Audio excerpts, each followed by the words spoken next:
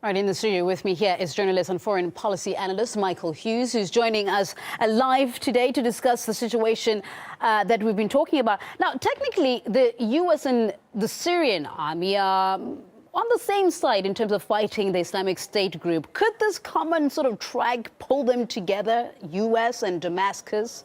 You would hope so. De facto, they're on the same side. And it's kind of ridiculous. Now, Obama's top military advisors made 2 points. Number one, we need to get them at their source, which is in Syria. Number two, air power alone can only do so much. Eventually, you need boots on the ground. And I draw an analogy to Afghanistan. The whole time, the secret's in Pakistan, the head of the Taliban, and we couldn't have boots on the ground there. Now, Pakistan has nuclear weapons, so we were prevented from doing that. But in Syria, we have surveillance flights going over, and all that means is they're probably establishing a plan to strike the country, which would be a big mistake. Now, ideally, if they were smart, they would start, the military advisors should propose a unified command. U.S., Syria, bring in Russia. I mean, Russia could help a lot. The UK, Saudi Arabia could help with the intelligence. So if they were smart, that's what they would do. But U.S. politics gets in the way, domestic, and we've had an anti-Assad stance from the beginning. I just remember Hillary's, he's got to go. And we've stuck to that line, and then Obama with his red lines. So politically, it'll be shooting themselves in the foot domestically. But definitely the tables are turning now, because this might mean that, the U.S. might have to just shove that, that hate on the side and actually get in there and say, look, we need your help. Right. So right now, Washington is only spying on the Islamic State fighters in Syria. What could the operation result into? You did mention that if they started to, throw any kind of bombings without involving the Damascus side of things, what does this mean?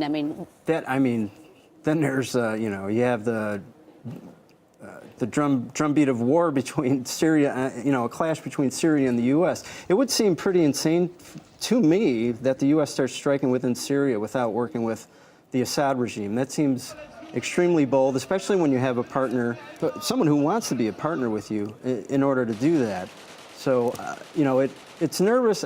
I'm nervous about the voices out of Washington, the people around Obama, his ambassador and his military, not his military advisors, it's the politicians, the State Department officers that are unwilling to even work with Syria. That's what's scary. But typically, the way they're going about it, they're prepping the ground, so to speak, for airstrikes, and I think that's obvious. Let me talk to you a little bit about the Islamic State. We've seen videos roaming around. They're using social media as a tool to brainwash kids on a massive scale. Could these kids become some sort of a jihadist time bomb? Could we see this getting out of proportion for all sides, America, sure. the EU? Sure. Yeah, and this has been going on for a while in Syria. De facto, the U.S. should have always been on Syria's side, because from the get-go, this revolt against the Assad regime was radicalized within like a month or two.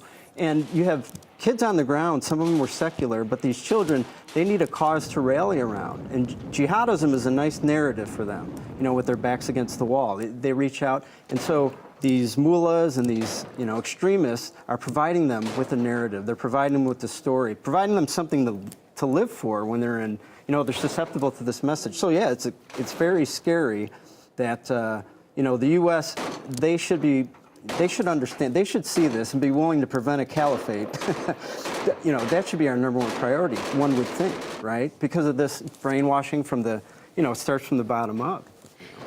Well, we're looking quite closely at the developments in the U.S. and in Damascus, of course. And like you just said, hopefully there'll be some kind of coming together, and the U.S. might have to speak to Damascus after all. Thank you very much, Michael Hughes here, who's a foreign policy analyst as well as a journalist, joining us now in the studio.